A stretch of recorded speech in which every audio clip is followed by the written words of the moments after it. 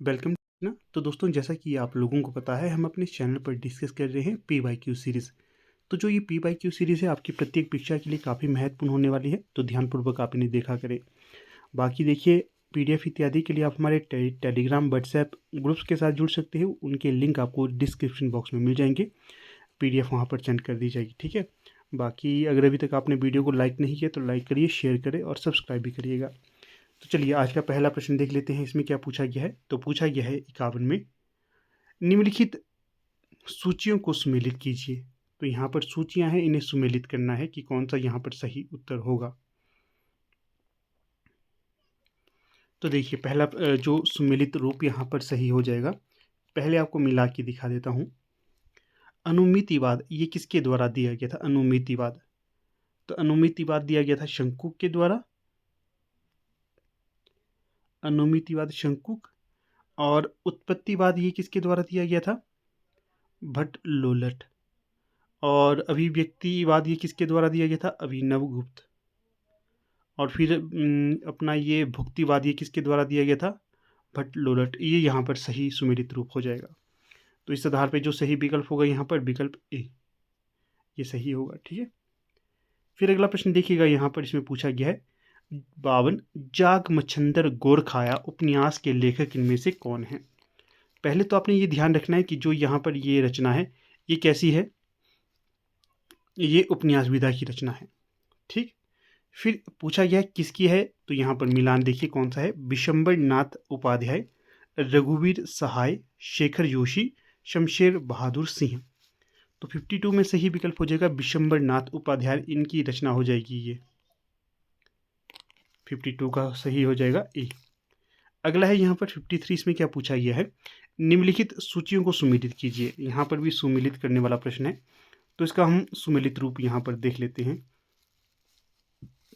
ये एक तरफ से यहाँ पर जो ये है आपके काव्य संग्रह या कविता है, और दूसरे ये रचनाकार हैं, तो इनका मिलान कर लेते हैं। कल सुनना मुझे, इसके रचनाकार कौन होंगे? कल सुनना मुझे, सुदामा पांडे धूमिल। प्रार्थना बंद करो ये किसकी रचना हो जाएगी? ज्ञानेंद्र पति की। और फिर रात में हारमोनियम ये किसकी रचना हो जाएगी? उदय प्रकाश। फिर जमीन पकड़ रही है ये किसकी रचना हो जाएगी? सुदामा पांडे धूमिल। हाँ जी, नहीं, केदारनाथ सिंह, एक मिनट, केदारनाथ सिंह। इस प्रकार से ही सुमेलित रूप हो जाएगा।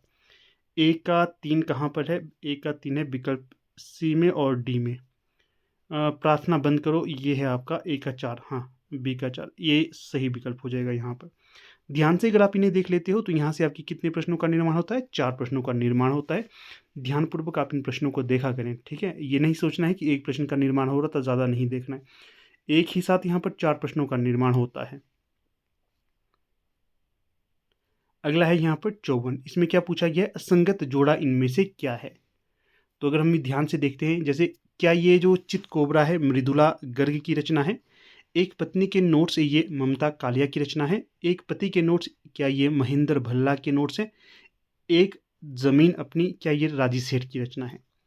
54 में जो सही विकल्प हो जाएगा यहाँ पर, तो वो हो जाएगा आपका, देखिए, एक जमीन अपनी ये राजी सेठ की रचना नहीं होगी। बाकी चित कोबरा मृदुला गर्ग की रचना है। एक पत्नी के नोट्स ये ममता कालिया की रचना है। एक पति के नोट्स ये महेंद्र भल्ला की रचना है। तो यहाँ से भी आपके कितने प्रश्नों का निर्माण होता है? 3।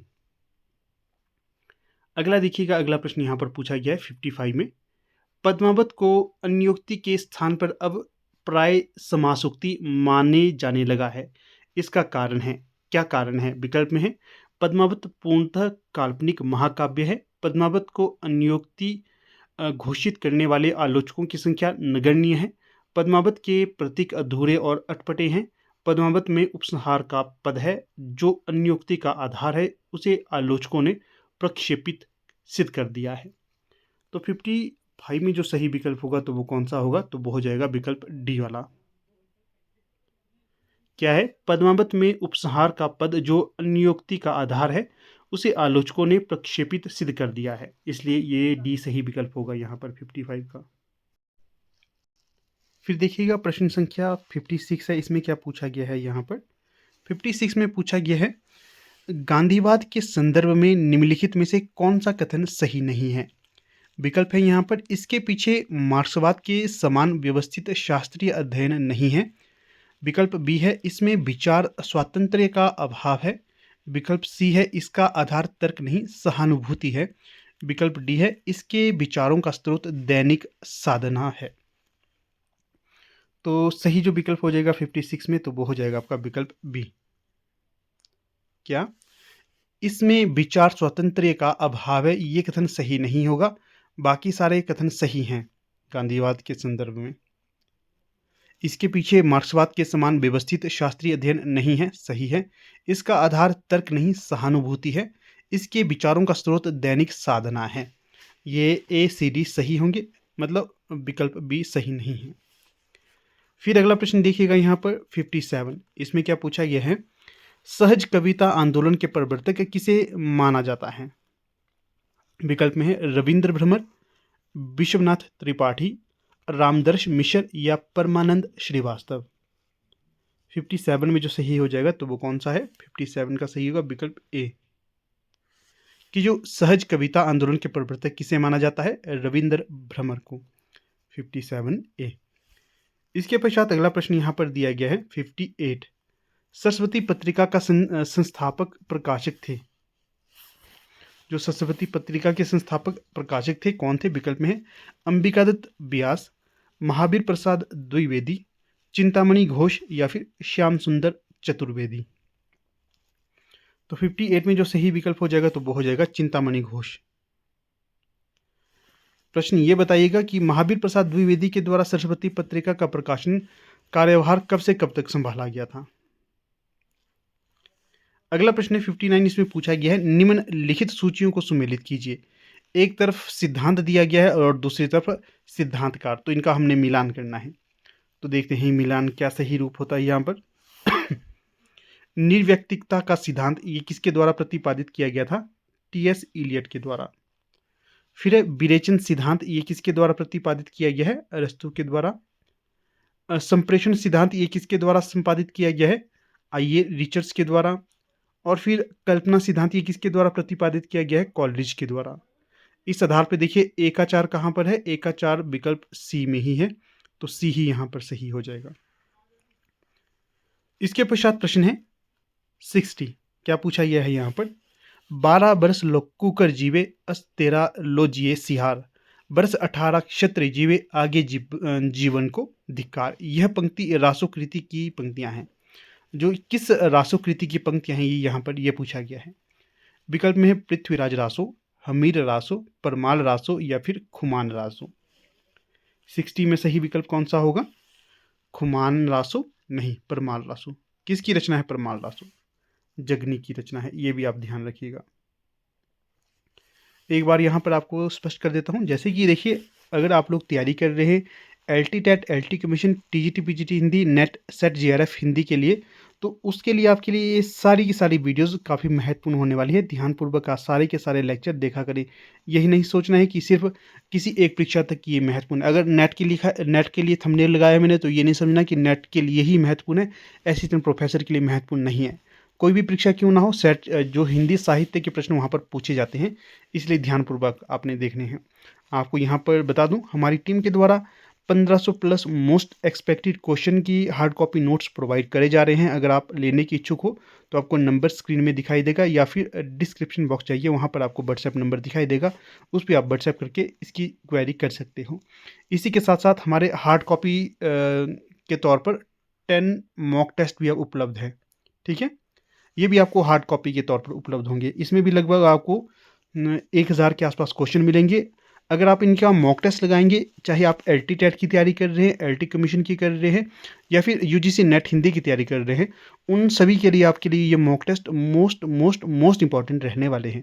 आप ये मॉक टेस्ट भी ले सकते हो, साथ में जो 1500 प्लस क्वेश्चन PYQ वाले हैं इनको भी ले सकते हो। काफ़ी छूट यहाँ पर आजकल आपको मिलेगी। कोई क्वेरी रहती है तो आप संपर्क कर सकते हो, व्हाट्सएप नंबर आपको पता तो है ही। चलिए अगला देख लेते हैं। अगला प्रश्न क्या पूछा गया है? तो अगले प्रश्न में पूछा गया है 61वें प्रश्न, प्रकाशन काल की दृष्टि से प्रेमचंद के उपन्यासों का सही अनुक्रम है। कौन सा सही अनुक्रम होगा? 61 में कौन सा सही होगा? देखिएगा, पहले आपको बता देता हूँ विकल्प। ये जितने भी उपन्यास हैं ये किसके उपन्यास होंगे? ये होंगे आपके मुंशी प्रेमचंद के उपन्यास सारे के सारे। विकल्प में है सेवा सदन, रंगभूमि, वरदान, गोदान। कौन सा सही विकल्प होगा? आप सभी को बताया, आपने मुंशी प्रेमचंद के सारे उपन्यास तो पढ़े ही होंगे। तो सबसे पहले नाम आता है सेवा सदन का आता है, फिर नाम आएगा वरदान का, फिर रंगभूमि और अंत में गोदान।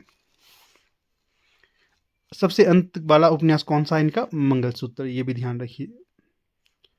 फिर प्रश्न संख्या 62, इसमें पूछा गया है पाल गोमरा का स्कूटर किस विधा की रचना है? विकल्प में है उपन्यास, निबंध, कविता या कहानी। 62 में कौन सा सही होगा? तो 62 में जो सही हो जाएगा तो वो हो जाएगा आपका विकल्प डी, कहानी विधा की रचना है पाल गोमरा का स्कूटर। उदय प्रकाश की रचना है शायद, मुझे ऐसा कुछ ध्यान आ रहा है पर कंफर्म नहीं हूँ, एक बार चेक कर लेना और लोग। अगला देखिए 63 में पूछा गया है इनमें से किसने छायावाद नामक ग्रंथ लिखा है? विकल्प में है doctor Namvar Singh, doctor Nagendra, doctor Ramvilas Sharma या फिर नंद दुलारे वाजपेयी। 63 में कौन सा सही होगा? डॉक्टर नामवर सिंह की रचना है छायावाद। फिर देखिए अगला प्रश्न यहाँ पर 64, इसमें पूछा गया है कर्ज वह मेहमान है जो एक बार आया फिर जाने का नाम नहीं लेता, यह कथन किस उपन्यासकार का है? विकल्प में है जैनेन्द्र, कमलेश्वर, मार्कंडे या फिर प्रेमचंद। तो 63 में जो सही विकल्प हो जाएगा तो वो होगा जैनेन्द्र, जैनेन्द्र जी का ये कथन होगा। अगला प्रश्न देखिए 65, इसमें पूछा गया आपसे जयशंकर प्रसाद की ब्रजभाषा में किस नाम से रचना, जो जयशंकर प्रसाद है ये ब्रजभाषा में किस नाम से रचना करते थे? विकल्प में है त्रिशूल, कराधर, कमलाधर या स्नेही। 65 में कौन सा सही होगा? तो 65 में जो सही हो जाएगा तो वो हो जाएगा कलाधर उपनाम से ये जयशंकर प्रसाद ब्रजभाषा में रचनाएं करते थे। फिर देखिए प्रश्न संख्या 66, इसमें क्या पूछा गया है एडविन अर्नाल्ड द्वारा रचित लाइट ऑफ एशिया नामक कृति को बुद्ध चरितम नाम से पद्यात्मक अनुवाद हिंदी में किसने किया? विकल्प में है महावीर प्रसाद द्विवेदी, श्रीधर पाठक, रामचंद्र शुक्ल या फिर राम कुमार वर्मा। तो जो 66 में जो सही विकल्प हो जाएगा तो वो हो जाएगा आपका रामचंद्र शुक्ल। आप लोग सोच नहीं रहे होंगे कि इसका उत्तर ये होगा, परंतु यही इसका उत्तर है। पहले तो ध्यान रखिए कि रचना है लाइट ऑफ एशिया, ये किसकी रचना होगी? ये एडविन अर्नाल्ड की रचना। और जो रामचंद्र शुक्ल है इसे इन्होंने बुद्ध चरितम नाम से या फिर बुद्ध चरित नाम से अनुदित किया है हिंदी भाषा में। फिर प्रश्न है यहाँ पर 67, इसमें क्या पूछा गया है? तो 67 में पूछा गया है जब सवेरा हुआ तब हम लोग बाहर गए, इस वाक्य में जब सवेरा हुआ इसमें कौन सा उपवाक्य है? विकल्प में है संज्ञा उपवाक्य, विशेषण उपवाक्य, क्रिया विशेषण उपवाक्य या फिर सर्वनाम उपवाक्य। 67 में कौन सा सही होगा? तो 67 में जो सही हो जाएगा तो वो हो जाएगा आपका सी, क्रिया विशेषण उपवाक्य। अगला है 68, इसमें क्या पूछा गया है मोहन तेजी से दौड़ा, इस वाक्य में तेजी से किस प्रकार का विशेषण है? मोहन तेजी से दौड़ा, इस वाक्य में तेजी से किस प्रकार का विशेषण है? क्या ये रीतिवाचक क्रिया विशेषण है? क्या ये स्थानवाचक क्रिया विशेषण है? क्या ये परिमाणवाचक क्रिया विशेषण है? क्या ये कालवाचक क्रिया विशेषण है? तो 68 में जो सही विकल्प हो जाएगा तो वो हो जाएगा रीतिवाचक क्रिया विशेषण है तेजी से। ध्यान रखना आगे की परीक्षा के लिए।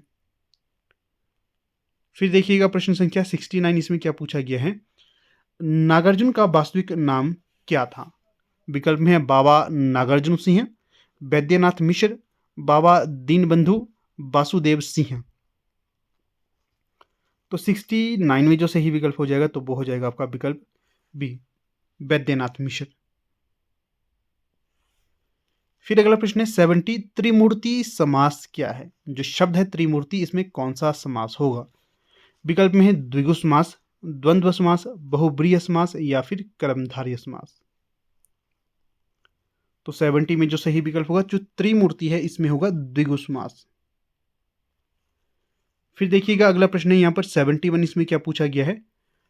71, रीतिकाल में राष्ट्रीयता की भावना जगाने वाले कवि कौन हैं। रीतिकाल में एक ऐसे भी कवि हुए जिन्होंने राष्ट्रभक्ति के ऊपर काफी काम किया है। विकल्प में है बिहारी, भूषण, देव या फिर पद्माकर।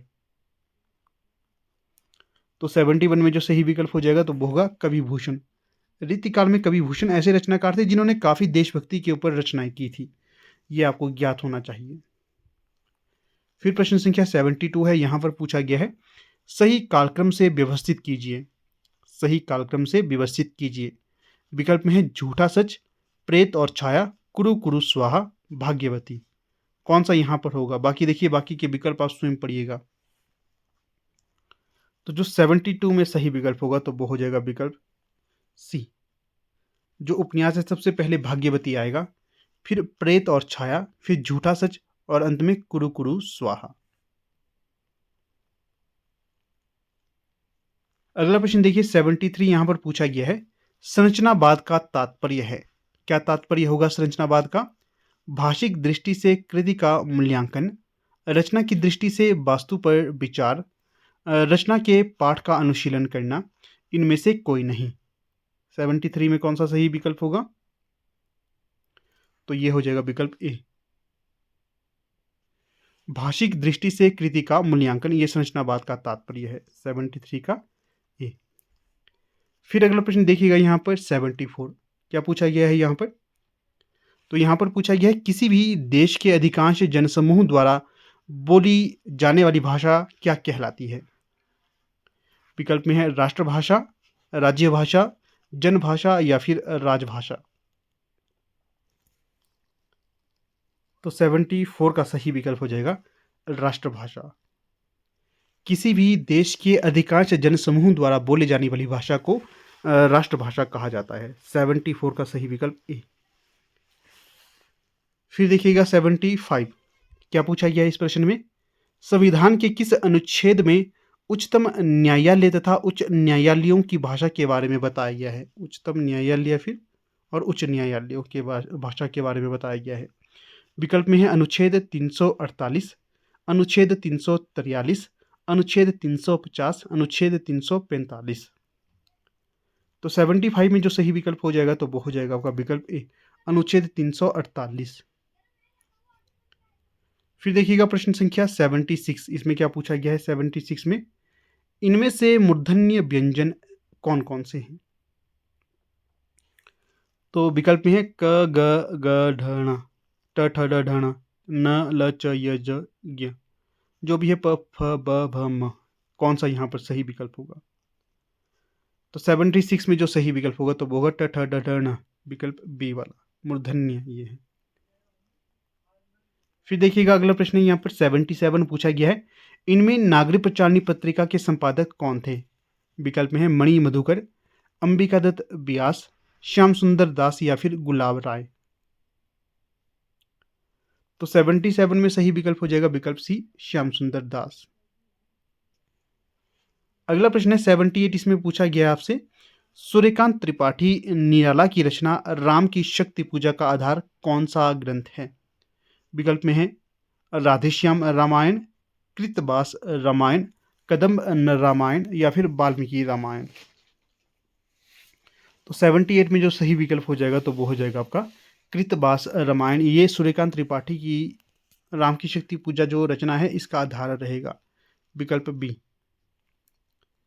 फिर देखिएगा प्रश्न संख्या 79, इसमें क्या पूछा गया है। तो यहाँ पर पूछा गया है आपसे निम्नलिखित सूचियों को सम्मिलित कीजिए। यहाँ पर ये जो रचनाएं दी गई है, दूसरी तरफ प्रकाशन वर्ष दिया गया है, तो इनका हमने मिलान करना है। तो 79 में जो सही विकल्प होगा तो वो इस प्रकार से है, कथा एक कंस की, ये जो कब का प्रकाशन वर्ष है 1974 का। इतिहास चक्र, इसका प्रकाशन वर्ष कब का है 1972 का। और तीन कैदें, इसका प्रकाशन वर्ष कब का है 1996 का। और फिर साम दाम दंड भेद, ये कब का प्रकाशन वर्ष है, तो ये होगा साम दाम दंड भेद 2011 का। 79 में जो सही विकल्प होगा ये होगा विकल्प ए। फिर देखिएगा प्रश्न संख्या 80, यहाँ पर क्या पूछा गया है, स्रोत भाषा के शब्द की बर्तनी पर ध्यान न देकर उसके उच्चारण को आधार मानकर लक्ष्य भाषा में उसके उच्चारण के अनुरूप लिखने को क्या कहते हैं? विकल्प में है लिप्यांतरण, अनुवाद, प्रतिलेखन या फिर आशु अनुवाद। तो 80 में जो सही विकल्प होगा प्रतिलेखन, ए विकल्प सी। अगला प्रश्न देखिएगा 81। क्या पूछा गया है? रावण सिर सरोज बनचारी, चली रघुवीर सिली मुखधारी। इस पंक्ति में कौन सा अलंकार होगा? विकल्प में है उपमा, श्लेष, उत्प्रेक्षा या फिर रूपक। तो 81 का जो सही विकल्प हो जाएगा तो वो हो जाएगा आपका विकल्प बी, श्लेष अलंकार है यहां पर। अगला है 82। अश्वत्थामा को केंद्र बिंदु बनाकर कौन सा नाट्य कृति लिखी गई है? विकल्प में है समय, संदर्भ, अंधा युग, रसगंधर्व या फिर मरजीवा। 82 का सही हो जाएगा अंधा युग। फिर प्रश्न संख्या है 83। इसमें क्या पूछा गया है?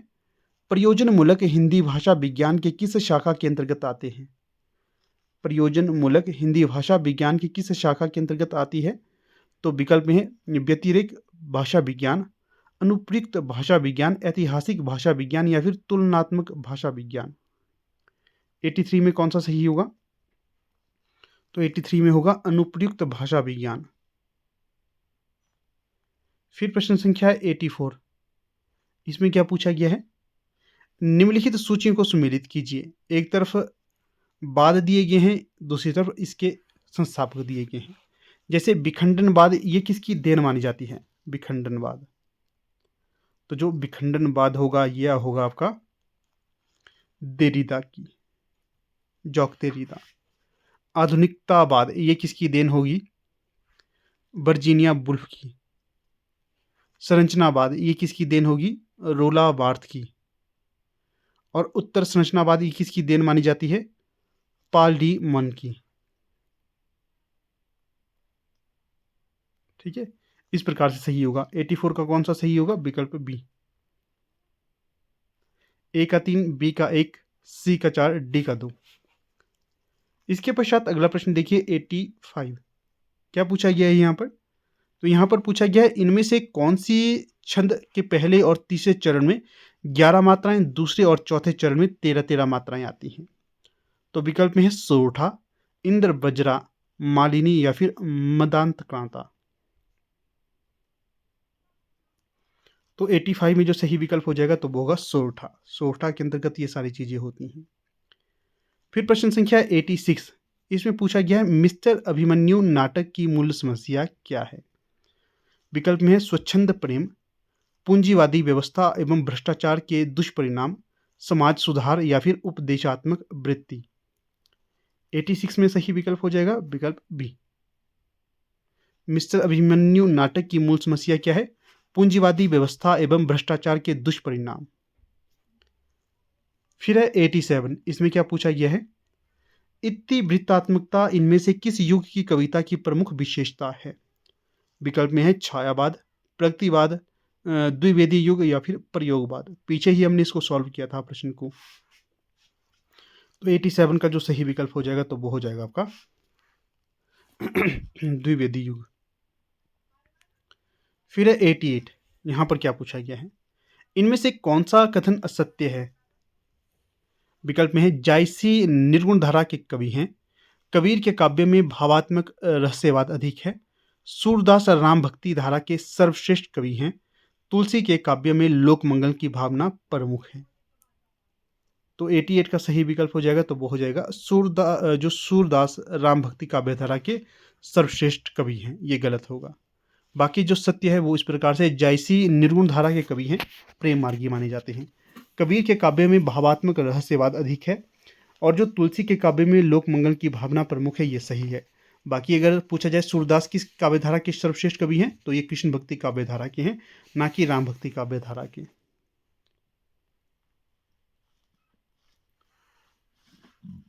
अगला प्रश्न देखिएगा 89। यहां पर भी सुमिलित करना है। एक तरफ रचना है, दूसरी तरफ सम्मान। कौन सा सम्मान किस रचना को दिया गया है? तो चलिए हम इसको सुमेलित कर लेते हैं 89 वाले को। तो मध्य एशिया का इतिहास जो ये रचना है, मध्य एशिया का इतिहास, इसे साहित्य अकादमी पुरस्कार दिया गया है। फिर यामा रचना, इसे कौन सा पुरस्कार दिया गया है? यामा को ज्ञानपीठ पुरस्कार। नीला चांद, इसे कौन सा पुरस्कार दिया गया है? नीला चांद व्यास सम्मान। और रश्मि, इसे कौन सा दिया गया है? तो रश्मि को दिया गया है मंगला प्रसाद पारितोष सम्मान। 89 में जो सही होगा तो वो होगा विकल्प ए। फिर देखिए अगला प्रश्न है 90।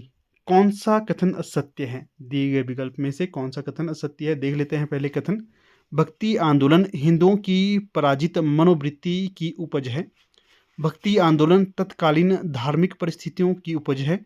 दक्षिण से आती हुई भक्ति की धारा को पनपने के लिए उपयुक्त परिस्थितियां उत्तर भारत में थी। भक्ति भावना ईसाइयों से हिंदुओं को प्राप्त हुई। सत्य कथन कौन सा होगा? पढ़ के ही आपको पता चल गया होगा ये। जैसे देखिए, भक्ति आंदोलन हिंदुओं की पराजित मनोवृत्ति की उपज थी। मूलतः तो नहीं कह सकते, अंशतः कह सकते, क्योंकि आचार्य रामचंद्र शुक्ल ऐसे मानते हैं, तो ये कथन तो यहाँ पर सही होगा।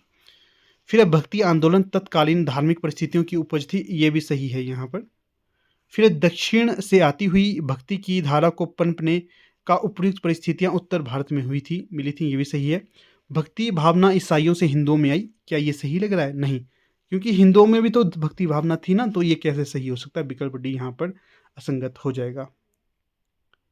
अगला है 91। इसमें पूछा गया आपसे, अच्छे अनुवादक के लिए आवश्यक गुण इनमें से क्या हैं? तो विकल्प में है अर्थ का ज्ञान, कहावतों का ज्ञान, प्रतीकों का ज्ञान, या फिर विषय का ज्ञान। 91 में जो सही हो जाएगा तो वो हो जाएगा आपका विषय का ज्ञान। अच्छे अनुवादक के लिए आवश्यक गुण है विषय का ज्ञान।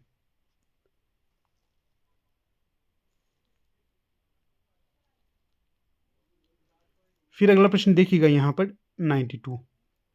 पूछा गया है यहाँ पर, इनमें हिंदी के इंटरनेट पोर्टल कौन से हैं? इनमें से हिंदी के इंटरनेट पोर्टल कौन से हैं?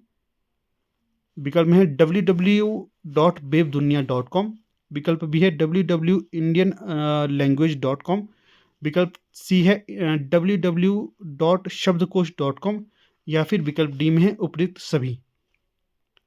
92 का जो सही विकल्प हो जाएगा तो वो हो जाएगा विकल्प डी, उपयुक्त सभी। ये इंटरनेट पोर्टल है हिंदी के। फिर प्रश्न संख्या 93 है। पूछा गया है, जूही की कली में कौन सा छंद है? विकल्प में है चौपाई, दोहा, रोला, या फिर मुक्त छंद। तो 93 का सही विकल्प होगा मुक्त छंद। ये जूही की कली रचना है, इसमें छंद प्रयुक्त किया गया है। मैंने बताया भी था आपको पूरी घटना क्यों, कैसे, किस लिए प्रयुक्त किया था ये। अगला देखिए 94। इसमें पूछा गया है, अनुवाद की प्रक्रिया सूर्य किरणों को तिनके में बांधने का प्रयास है, ये कथन किसका होगा? विकल्प में है James Holmes, Victor Hugo, Cat Ford, या फिर यूजिन ए निंडा। तो 94 में जो सही विकल्प हो जाएगा तो वो हो जाएगा विकल्प भी विक्टर ह्यूगो। अगला देखिए प्रश्न यहाँ पर 95। क्रोचे के अनुसार सौंदर्य का तत्व कौन सा है? विकल्प में है अंतः संस्कार, अभिव्यंजना का स्वरूप, अभिव्यक्ति, या फिर इनमें से सभी। 95 का बताइए। तो फिर 95 का जो सही विकल्प होगा तो इनमें से सभी, ये सही विकल्प है। अगला प्रश्न देखिएगा 96। इसमें क्या पूछा गया है, ठेले पर हिमालय किस विधा की रचना है? विकल्प में है उपन्यास, कहानी, आत्मकथा, या फिर यात्रा वृत्तांत। 96 का जो विकल्प हो जाएगा ठेले पर हिमालय, ये यात्रा वृत्तांत हो जाएगा 96 का डी। फिर अगला प्रश्न देखिएगा 97। निम्नलिखित उक्तियों को उन के आचार्यों के साथ सुमेलित कीजिए। एक तरफ उक्तियां दी गई है, यहाँ पर आचार्य दिए गए हैं, तो इनका दोनों का मिलान हम कर लेते हैं। तो इस प्रकार से होगा, देखिए, शब्दार्थों सहितो काव्यम, ये किसकी रचना होगी, किसकी पंक्ति होगी? तो जो शब्दार्थों सहितो काव्यम है, ये भामा की उक्ति है, या फिर भामा की पंक्ति है। वाक्यम रसात्मकम काव्यम, ये किसकी उक्ति होगी? तो ये हो जाएगी आचार्य विश्वनाथ की।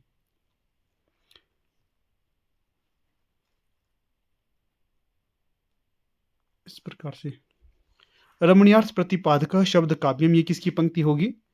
तो ये हो जाएगी आपकी पंडित राज जगन्नाथ की। तददोषो शब्दार्थो सगुण बलंकृति पुनः क्यापि, ये जो पंक्ति है ये किसकी होगी? मम्मट की। इस प्रकार से ये स्वरूप यहाँ पर होगा आपके समक्ष। तो 97 का सही विकल्प होगा ए का 3, बी का 4, सी का 1, डी का 2। फिर प्रश्न है यहाँ पर 98, काव्य पूजन क्या अर्चन रे, उस असीम का सुंदर मंदिर मेरा लघुतम जीवन रे, किसकी पंक्तियां हैं ये? विकल्प में है महादेवी वर्मा, जयशंकर प्रसाद, निराला या फिर पंत। तो जो 98 का सही विकल्प होगा तो वो होगा महादेवी वर्मा की पंक्तियां हैं ये।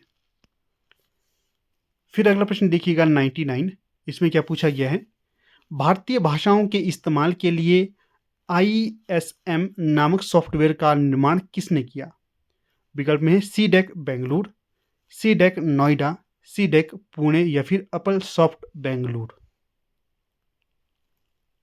तो 99 का जो सही विकल्प हो जाएगा तो वो होगा सी डेक पुणे के द्वारा ये कार्य किया गया है। अगला देखिए 100, इनमें से संघर्षी व्यंजन कौन सा है? विकल्प में है ण, र, न, श। तो जो यहाँ पर संघर्षी व्यंजन के तौर पर आएगा तो वो आएगा विकल्प श, डी। फिर अगला प्रश्न देखिएगा 121 में क्या पूछा गया है? इनमें से रस का अवयव कौन सा नहीं है? तो 101 में जो सही विकल्प आएगा तो वो आएगा आपका स्वभाव, स्थायी भाव, विभाव, संचारी भाव, ये तो होंगे।